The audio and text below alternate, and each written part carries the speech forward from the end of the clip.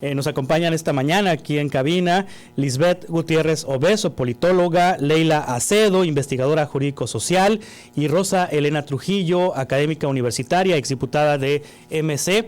Gracias Lisbeth, gracias Leila, gracias Rosa Elena por estar con nosotros esta mañana para hablar del primer día de Claudia Sheinbaum como presidenta de México y todo lo que pasó ayer. ¿Llegan todas, Lisbeth? Llegamos todas, ¿Sí? Juan Carlos. Sí, llegamos todas.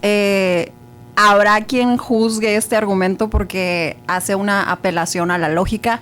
Evidentemente, materialmente, el que llegue Claudia Sheinbaum Pardo al poder de manera como nombre y apellido, pues no significa necesariamente que las millones de mujeres que habitemos materialmente hayamos llegado, pero metafóricamente sí, y de manera simbólica también. Y te voy a decir por qué, haciendo un repaso o un recuento de todas las mujeres que ella mencionó en la recta final de su discurso. Llegan las mamás, llegan las hermanas, llegan las tías, llegan las sobrinas, llegan todas las mujeres que luchando no pudieron acceder a los espacios de poder. Entonces, por supuesto que nos sentimos representadas con el acceso de una mujer al encabezado el Poder Ejecutivo. Sí, llegan todas. Rosa Elena, cuando eras niña, ¿te imaginaste ver esta escena de una mujer asumiendo la presidencia de la República? Definitivamente no. Soy, a diferencia de mis compañeras que ellas están jovencitas, soy una mujer de 60 años que veíamos de lejos y veíamos como un sueño algo que hoy se materializa. Y creo que esta narrativa de llegamos todas, yo espero que vaya más allá de ser ese concepto de mercadotecnia política que ha estado presente en la campaña de Claudia Sheinbaum. Y créeme que ayer en los diferentes grupos del movimiento amplio de mujeres compartíamos muchos mensajes. Y uno de los temas que más se mencionaba era si llegamos todas, ¿no? Llega una académica, llega una científica, eso a mí me da mucho gusto, llega una mujer formada en la izquierda, llega una mujer con un precedente de activismo social importante, llega una mujer con experiencia de gobierno, y creo que eso nos debe de congratular a todas las mujeres, independientemente de las ideologías, independientemente de las filias y las fobias de partido. Creo que es importante la presencia de una mujer, porque además Claudia dijo la igualada, ¿no? Además, la presidenta llega con algo que yo creo que es bien importante, llega con todo el poder. O sea, llega con el poder de un Congreso de la Unión, llega con una mayoría que sí, como la consiguieron, eso ahorita es lo de menos, pero tiene un poder que creo que no lo tuvo ni López Obrador. Lo que yo quiero, y yo creo que lo que queremos el movimiento amplio de mujeres, es que llegue una mujer que pueda ver la vida, que pueda ver las necesidades con una visión de género, con estos gafas violetas, que llegue con una agenda feminista, porque yo de las primeras cosas que te puedo señalar así breve, en su discurso oficial, pues dedica alrededor de 9 minutos, creo, hablar en estas odas o en esta pleitesía al presidente saliente, y hay 3 párrafos en su discurso, 3 párrafos únicamente dedicados al tema de llegamos todas, sin compromiso alguno. Eso lo asume posteriormente sus 100 puntos, pero en el discurso, que es la parte más simbólica, en el discurso que está presente en el Congreso de la Unión, con toda esa fuerza y ese poder, están ausentes los grandes temas que nos preocupan. El tema del ejercicio de nuestros derechos, no únicamente los derechos político-electorales, sino temas que han estado pendientes en la agenda feminista, como los derechos sexuales y reproductivos, como los derechos económicos, el sistema de cuidados, entre otros. Si llegamos todas, es tiempo de mujeres, fue el otro gran tema, y yo espero que el llegamos todas es llegar no únicamente con esta parafernalia de mercadotecnia política, sino es llegar con presupuesto, es llegar con política pública, es llegar con programas, y es sacar las grandes deudas pendientes con las mujeres en México. Sí, los 3 poderes encabezados por mujeres ayer, el Poder Legislativo por Ifigenia Martínez, el Poder Ejecutivo por Claudia Sheinbaum y el Poder Judicial por Norma Piña. Sí, una fotografía muy, muy interesante aparte, ¿no? No solo por la irrupción política y simbólica que tiene esta fotografía de ver a 3 mujeres encabezando pues los tres poderes, sino también por la forma del acomodo, que ya si quieren después lo podemos hablar acá un poco muy hacia la derecha, Norma Piña, ¿no? Había circulado por ahí una serie de interpretaciones de fotografías en donde se decía que Norma Piña estaba así viéndola con cara de congoja, ¿no? Yo la verdad disiento un poco de eso. Creo que ayer, no me lo preguntaste, pero te lo voy a contestar, por lo menos simbólicamente llegamos todas, ayer, ¿no? Y creo que ese fue el objetivo del discurso. El discurso, yo me voy a enfocar en esto en esta primera parte, me pareció un discurso muy emotivo, estructurado, un discurso conciliador, incluso con tintes pedagógicos. Se dejaba ver ahí ella muy estructurada como maestra, utilizando un poco el método socrático de hacer preguntas, ¿no? Cuando habla de ¿y qué hubiera pasado si hubiéramos hecho esto? ¿O qué es lo que ha llevado a esto, ¿no? Yo lo definiría en 4 momentos. No, yo conté, fíjate cuánto tiempo le había dedicado a Andrés Manuel. Yo no sé si fueron 9 minutos, yo contabilicé 4.5 minutos a hablar de, primero enunciando esta parte de dónde viene, ¿no? Como mujer de izquierda, hablar del desafuero en ese lugar creo que fue muy simbólico, ¿no? Reconociendo que a partir de ahí hay toda una configuración de organización popular, ¿no? Reconociendo el liderazgo de Andrés Manuel, que también esa es otra cosa que podemos hablar acá. Después habla de los perfiles de las 4 transformaciones, en donde creo que dedicó más tiempo fue en esto y en hablar sobre los ejes del humanismo mexicano. Es cierto, ahí no se extiende tanto en la cuestión de la elaboración de sus propuestas, nada más dice que va a haber 3 propuestas nuevas, ¿no? Y habla ahí específicamente una de mujeres. Y el 4º bloque yo lo definiría ahí como el tiempo de mujeres, que creo que ese realmente es el discurso histórico de ella, porque le dirige esas líneas que a lo mejor son 3 párrafos que dices tú, pero a las mujeres de manera transversal e interseccional, de todos lados, ¿no? De todas las edades, y hubo mujeres ausentes, hay que decirlo también, ¿no? Habla es un mensaje transgeneracional, podríamos decirlo, porque hace un recuento, ¿no? Va generando este imaginario. No hay manera de que no te puedas imaginar a alguien cuando va enunciando a las tías, a las hermanas, a las mujeres anónimas, heroínas anónimas, creo que lo mencionó 2 veces, a las madres, que de hecho ahí hace como un pequeño guiño, ¿no? Y porque habla no solamente de las madres que dan vida, sino que dan todo, ¿no? Y mete ahí el tema de cuidados, creo yo, y también obviamente a las hijas y a las nietas, que ahí es cuando creo que está como la parte más boom del discurso, ¿no? Sí, estamos platicando con Lisbeth Gutiérrez Obeso, con Leila Acedo, quien acaba de tener la intervención en este momento, y Rosa Elena Trujillo. ¿El país se va a destensar a partir de la llegada de Claudia Sheinbaum o vamos a seguir en esta lógica de polarización que yo no entiendo eso a veces de la polarización? Es una polarización 70-30, ¿no? Que hay Twitter. 70-30, ¿no? Pero bueno, se habla mucho de polarización, se habla mucho de tensión. ¿Se va a destensar el país después de López Obrador y con la llegada de Claudia Sheinbaum? Lisbeth Gutiérrez Obeso. Pues habría que partir de la premisa de que está tenso y honestamente a partir del discurso de la propia presidenta el día de ayer observamos que no hay tal tensión, que no sea elitista.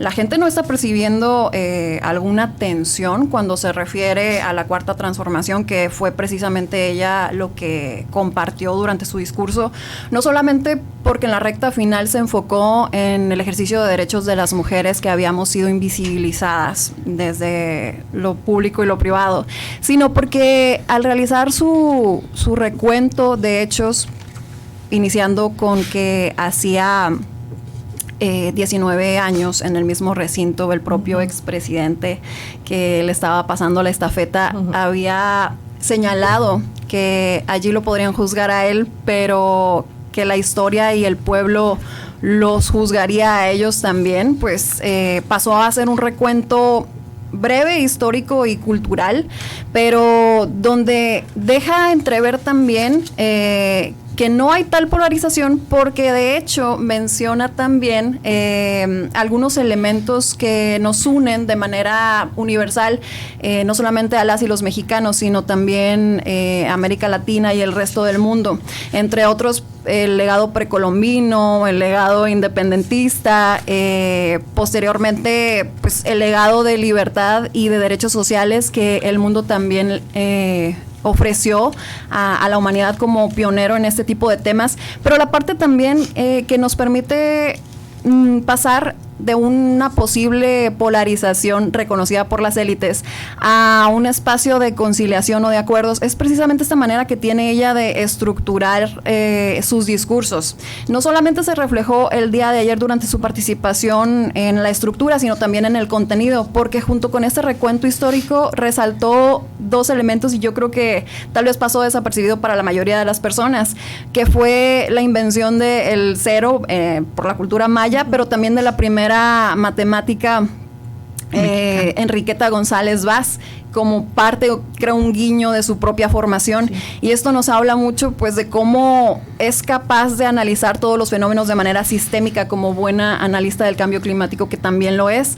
Entonces vamos pasando o vamos superando, digamos, ese paradigma de encono, de discordia, de dicotomía, a lo que ella llamó humanismo mexicano, y esa capacidad que tendría entonces el pueblo mexicano en lo general, de generar los acuerdos necesarios para comenzar una nueva etapa en nuestro país, y con ello pues ya viene el tema de la agenda gubernamental, entre otros pues el tema de la digitalización y la nueva etapa en materia de programas sociales, de infraestructura, que también pues es de subrayar, que van a ser los temas que van a permitir tender un puente entre esa élite que pudiera percibir que se siente un poco excluida, y la élite y el pueblo que están demandando un desarrollo que integre el bienestar con la economía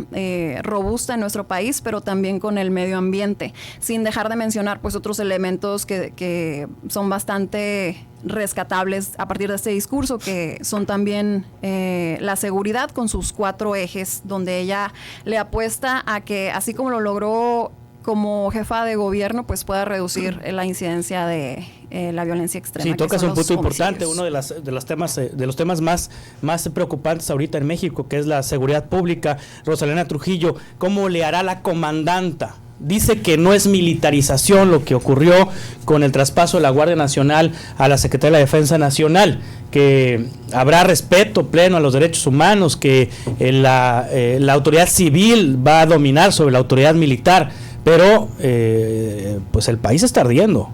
El país está ardiendo, pero además la historia no miente, la historia no engaña, y el ejército y los derechos humanos no han sido compatibles en los últimos sexenios, y creo que esa es una preocupación. De hecho, no olvidemos que fue una de las apuestas de campaña cuando López Obrador andaba en campaña para la presidencia. Uno de los principales elementos, sobre todo para contrarrestar y atacar la narrativa de Felipe Calderón, era precisamente la necesidad de sacar al ejército de las calles. Estos últimos 6 años hemos visto cómo se revira en este tipo de política pública de la seguridad. Creo que al menos tanto a nivel del discurso que presentó en el Congreso de la Unión, como posteriormente en el evento donde presenta sus 100 propuestas de gobierno, creo que el tema de la seguridad, dirían por ahí, lo presenta de manera muy descafeinada. Es un tema que aborda de manera muy light, habla un poco de la continuidad de algunos de los aspectos que implementó como política pública López Obrador, este tema de buscar atacar las causas a través de los programas sociales, y únicamente habla en términos de la seguridad de la inteligencia, ¿no?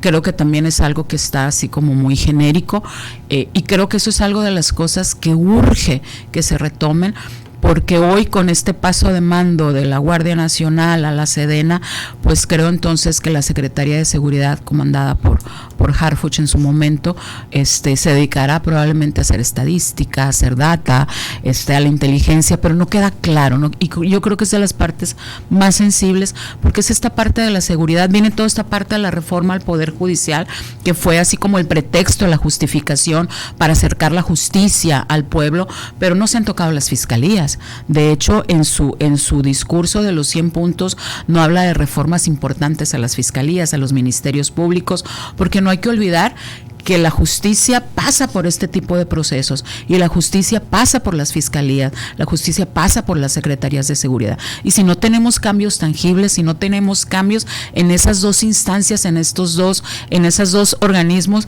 la reforma al Poder Judicial, pues a final de cuentas tampoco va a resolver el tema de la justicia pronta y expedita. Fíjate, hay una parte que a mí me gusta mucho, la parte por formación académica, toda esta parte de la semántica de los discursos. Y hay una parte que es bien interesante, porque quienes hicieron el día de ayer la comparación de los discursos con el que toma protesta López Obrador y la parte de las, ahora sí, de las palabras de los discursos, pues en el discurso de López Obrador la palabra más fuerte que desarrolló a lo largo de todo su discurso fue el autonombrarse presidente. Sí, en cambio Claudia no lo hace. Claudia habla de pueblo, Claudia habla de vida, Claudia habla de transformación, habla de presidencia, no habla de presidente, habla de historia, habla de transformación, tiene elementos ahí precisamente por su formación académica, habla de agua, habla de sustentabilidad. Creo que al menos en ese análisis semántico el discurso de Claudia es más esperanzador que el que en su momento presentó López Obrador. Pero yo sí veo, estuvieron ausentes, llegaron las mujeres ayer, pero no estuvieron presentes en el discurso las víctimas, las madres buscadoras, las mujeres que autollevan la carga de cuidados, las mujeres con cáncer. Creo que sí hay una ausencia de algunos factores que son muy importantes, inclusive los mismos jóvenes. Sí. La presencia de los jóvenes en el discurso para mí estuvo ausente. Ahora que estamos hablando del tema de la militarización, de la reforma judicial, de los temas que han sido polémicos de la administración anterior del presidente López Obrador, Leila Acedo, se esperaba en el discurso de ayer tal vez que moderara un poco los temas que han generado polémica o que generaron polémica en la administración de López Obrador. El tema de la militarización, por ejemplo, decir que no es militarización, lo que evidentemente parece que sí es, que por es traspasar administrativamente. Exactamente. Sí, ¿por qué no? ¿Por qué continuó con la misma lógica sin moderar el discurso, específicamente en el tema de seguridad? Y judicial, reforma judicial. A mí, justo coincido un poco con lo que menciona la maestra, no, ella de hecho lo enunció así, va de la mano el tema de la seguridad con el tema de la justicia, ¿no? Y eso en términos desde el discurso y análisis feminista, eso tiene, digamos, sus asegúnes, ¿no? De hecho, yo no encontré ninguno de estos 4 ejes en cómo pudiéramos meter ahí una visión feminista, ¿no? Habla de las causas, de inteligencia e investigación, que creo que esa sí es una diferencia de Andrés Manuel y que tiene que ver precisamente con su formación, con la construcción de datos para la toma de decisiones, no solamente encauzarte pues en las causas o en el fortalecimiento de la Guardia Nacional. Creo que a diferencia también de Andrés Manuel, que Andrés Manuel llegó con un discurso, no tengo este análisis tan poderoso que tiene aquí, este documento que tiene aquí la maestra, pero hablaba mucho de corrupción, ¿no? Eso era su pilar, uno de sus pilares centrales, y en este caso Claudia lo menciona, pero desde la construcción, digamos, de seguridad y de justicia, ¿no? Entonces, yo sí difiero un poco de que el discurso fue igual que el de Andrés Manuel. A mí me pareció que fue un discurso en ciertos sentidos conciliador y firme, ¿no? Firme en lo que tú señalas de que sí hay continuidad, digamos, por lo menos en este eje y en muchos otros ejes, incluido el de la reforma judicial, ¿no? Se sostiene y dice, a ver, no se van a violentar sus derechos, pero y posteriormente incluso lanza este gancho conciliador cuando dice, yo estoy segura que en unos años después vamos, o en un tiempo después, van a decir que bueno, bueno que se dio esta reforma, ¿no? Entonces, trata de dar, a diferencia de su antecesor, ¿no? Trata de dar un poco de certidumbre, ¿no? No es beligerante, no es disruptiva en ese sentido en su discurso, pero sí es directa y sí es firme, ¿no? Creo que ahí hay que matizarlo, ¿no? Porque no es evidentemente Andrés Manuel, y creo que lo está dejando muy claro. Pues, ¿no? Claro, y por eso empieza como empezó el discurso en las dos plazas, ¿no? Con cambio, algo así. No, nunca mencionó cambio, ¿no? Es continuidad a secas. Creo que el cambio tendría que ver con una identidad. Un adjetivo ahí como para matizar. Quisiera volver ahorita con el tema de que ha estado desde que se mencionaba como posible candidata presidencial, de que estaría detrás López Obrador de ella. De hecho, los memes ayer de que López Obrador va ahora a trabajar en home office y cosas por el estilo, en donde pues hay personas que creen que quien va a mandar es López Obrador y no Claudia Sheinbaum, que hay misoginia, hay machismo, sexismo, y aparte la respuesta también está en su propia primera transición del Volvemos con eso. Volvemos con eso ahorita 2 minutos. Lisbeth Gutiérrez Obeso, politóloga, Leila Acedo, investigadora jurídico-social, y Rosa Elena Trujillo, académica universitaria, exdiputada por MC, están con nosotros esta mañana hablando sobre el primer día de Claudia Sheinbaum como presidenta de México, que no va a mandar ella, que va a mandar López Obrador 6 años más. Es lo que algunas personas piensan, Lisbeth. Yo tengo otros datos.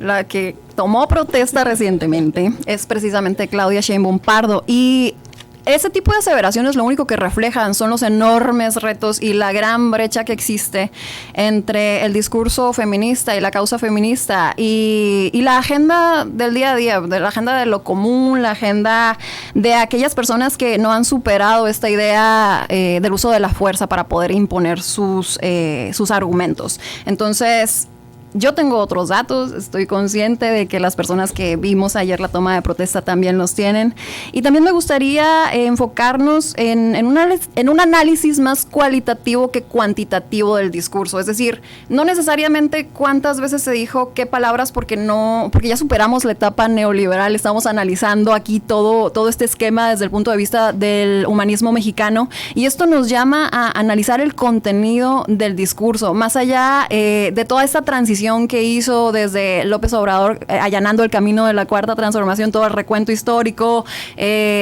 Inclusive allí ella mismo hizo un viraje o una transición entre el poder que él representa frente al poder que ella está representando al darle continuidad, porque también lo señaló así como con una fecha muy marcada de que a partir del 2 de junio, por la voluntad del pueblo, ella ganó esta elección y que es quien evidentemente está fungiendo como jefa de Estado y de gobierno.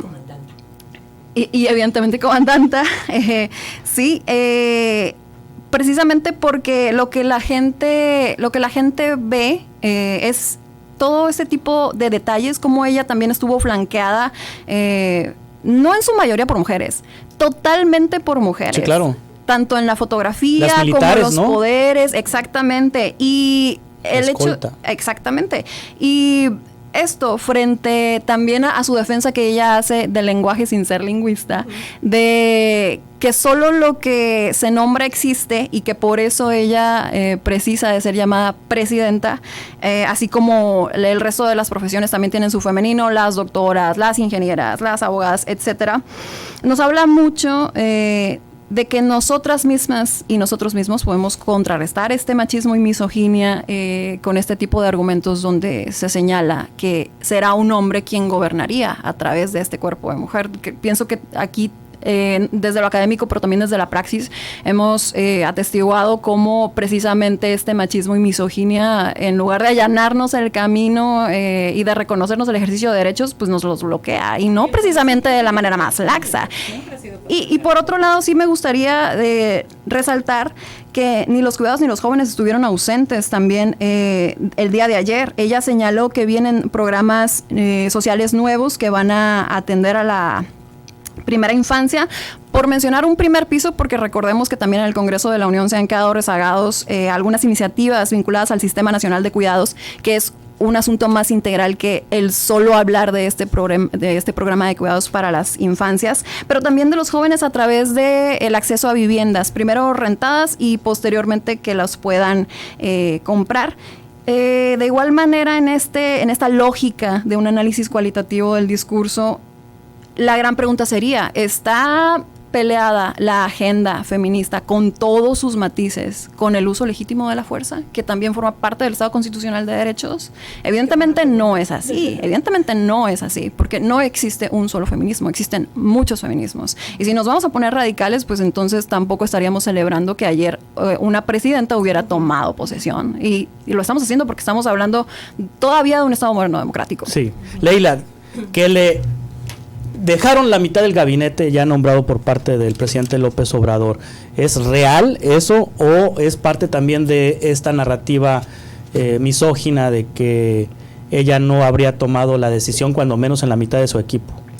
Bueno, yo creo que, no lo puedo aseverar, ¿no? Sí. Pero si fue el caso, yo creo que no depende esto de porque haya sido mujer y haya tenido menos poder. Yo más bien pienso que son acuerdos políticos que se hacen, claro, tanto seas hombre o seas mujer, que forman parte, digamos, de una disputa de partidos interna, ¿no? Y sobre todo de un proceso como el que pasó Morena, ¿no? Donde hubo, pues, tantas fichas y donde evidentemente tenía un peso beligerante el presidente, ¿no?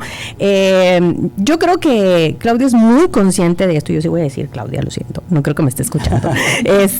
La presidenta es muy consciente de esto porque nuevamente apelando a lo que habíamos dicho aquí, ¿no? Esta construcción de conciliadora de su discurso. De hecho, ayer hubo varias veces en que decía el presidente, y ella misma se corregía, ¿no? Andrés Manuel López Obrador. Y ya en el Zócalo un poco más relajada decía que ya está en su casa y chalala, ¿no?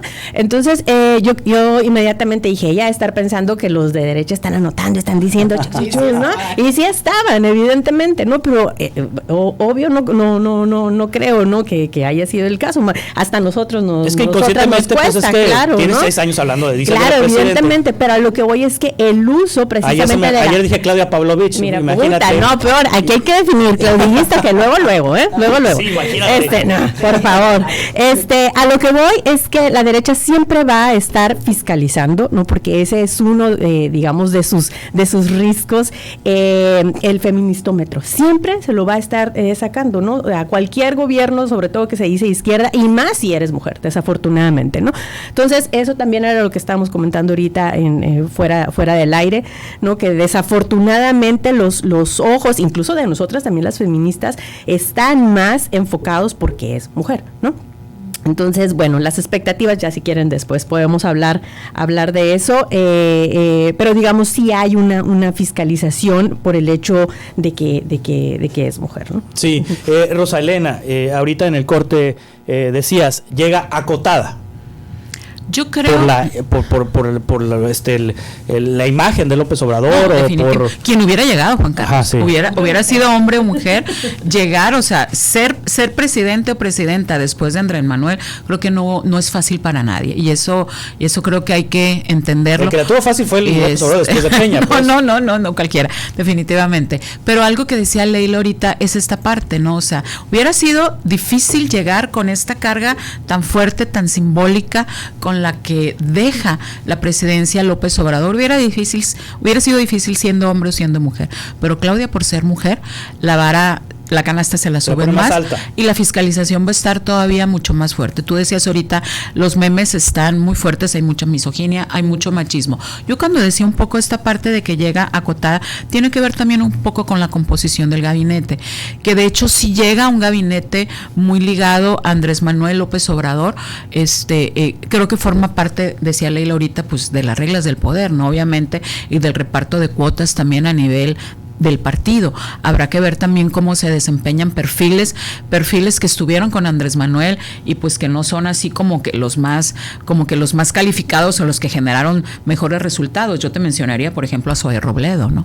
Sí. Zoé Robledo es una figura obradorista que ha presentado pésimos resultados en salud, y pues no somos como Dinamarca, ¿no? Entonces creo que, sí, no, o sea, Zoé Robledo para mí es alguien que no debería haber repetido en el gabinete con Claudia, porque además es uno de los temas más centrales y es uno de los temas que más nos han dolido estos últimos 6 años, ¿no? Que ella lo sabe. Pues. Exactamente, ¿no? Llega Martí Batres al ISSSTE, el otro polo de salud. Martí Batres es totalmente gente leal a López Obrador, aunque estén formados en la izquierda todos. Te podría decir, por ejemplo, María Luisa Albores repite en la parte del bienestar.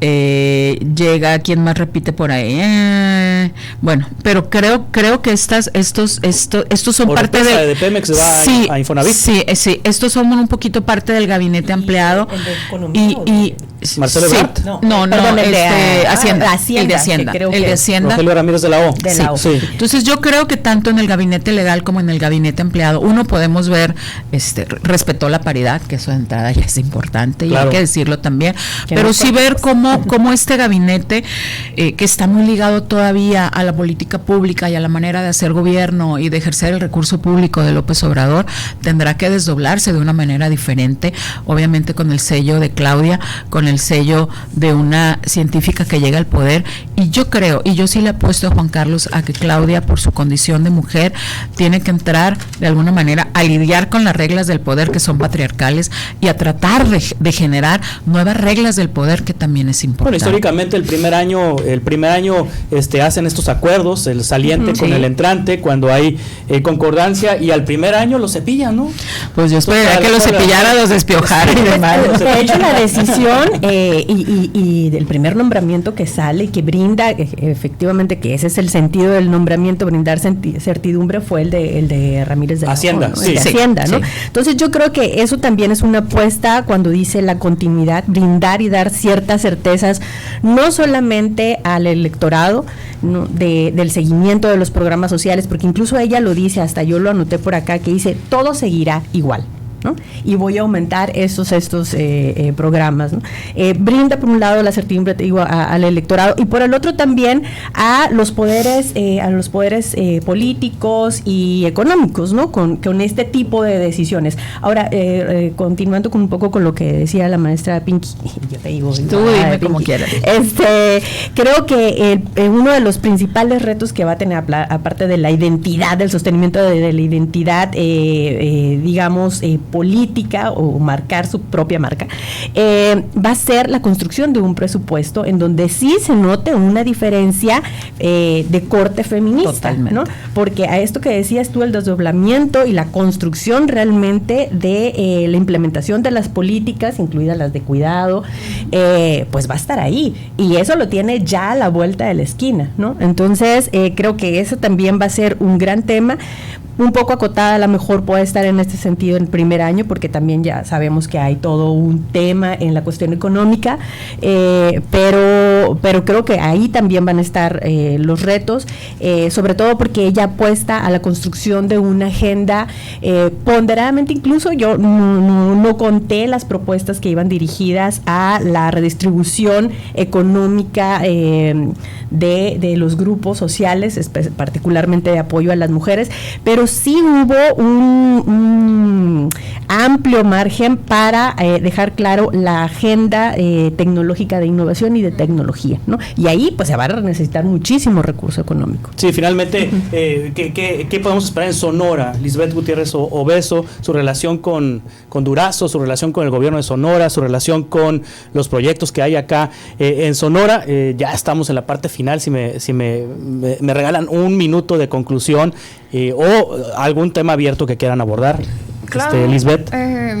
¿Qué esperar a partir de este próximo Plan Nacional de Energía? Pues evidentemente en el marco de la transición energética, con la diversificación de la matriz energética del país, a Sonora le va a ir muy bien a partir de este proyecto en Peñasco. Esa es la expectativa. También se subrayó que el gobernador señaló que los planes de justicia van, que este mismo Plan Sonora va en el marco del Plan Nacional Energético. Pero también me gustaría no dejar pasar que la visión de gobierno de este humanismo mexicano no es personalista, lo señalaron varias veces durante el discurso.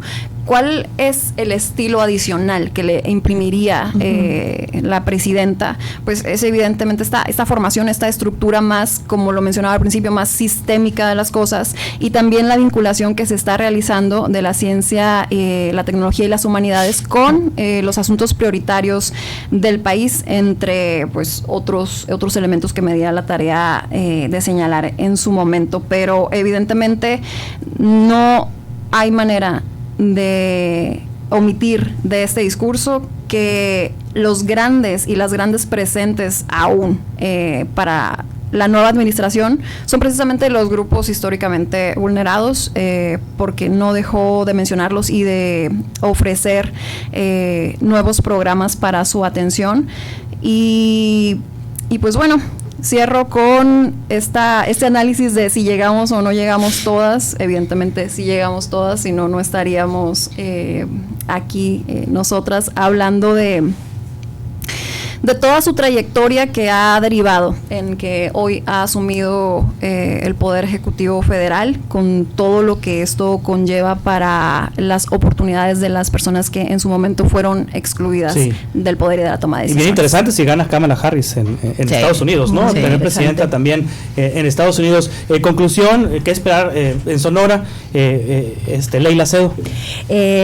Híjola, bueno, yo voy a hilvanar acá, creo que también coincido con Lisbeth en el sentido de que hizo bastantes guiños a ciertos gobernadores, incluido el de Sonora, porque dijo no se me olvida, y este proyecto va porque va, ¿no?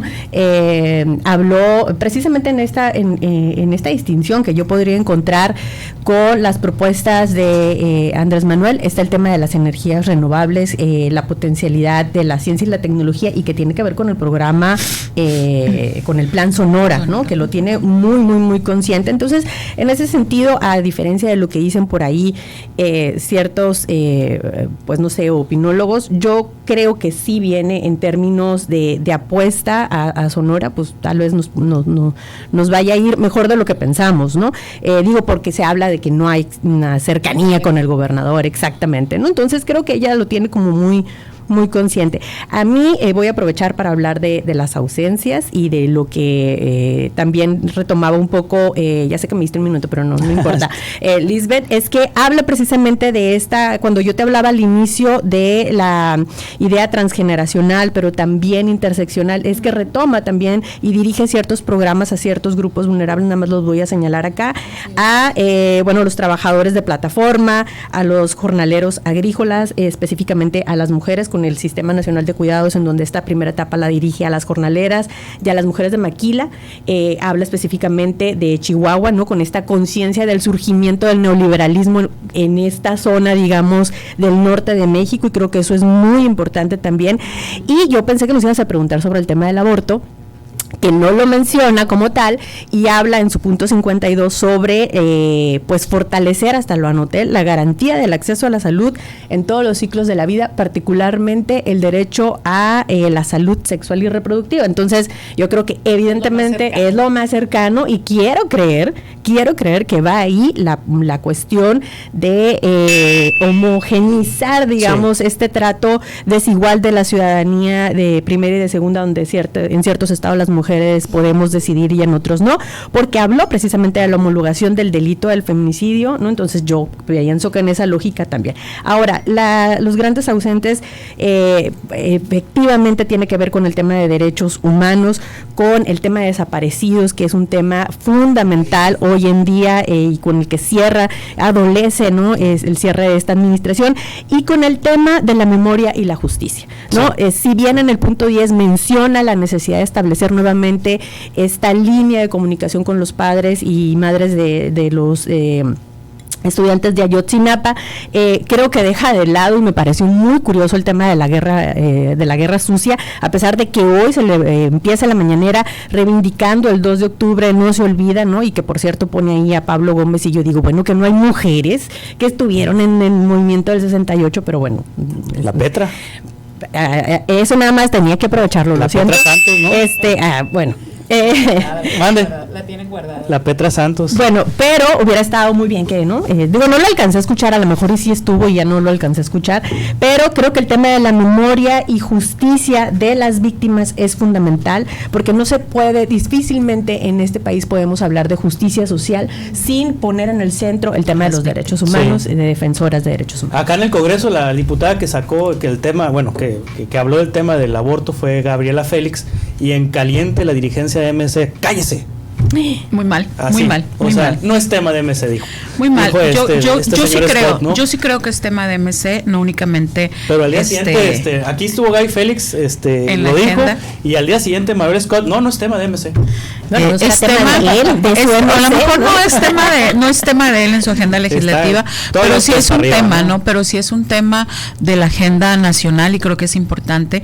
Y fíjate, yo creo y le voy a prestar mucho más atención. Ayer que ya nos circularon el documento de las 100 acciones, me fui directamente a buscar la parte que hablaba sobre el tema de género, porque bueno, esta idea de llegamos todas, sí, pero llegamos todas y tenemos que llegar todas con política pública, todas con presupuesto y todas buscando el ejercicio de nuestros derechos al 100%, ¿no? Y hay un capítulo en los 100 compromisos, en las 100 acciones de igualdad sustantiva, y cuando ella habla de las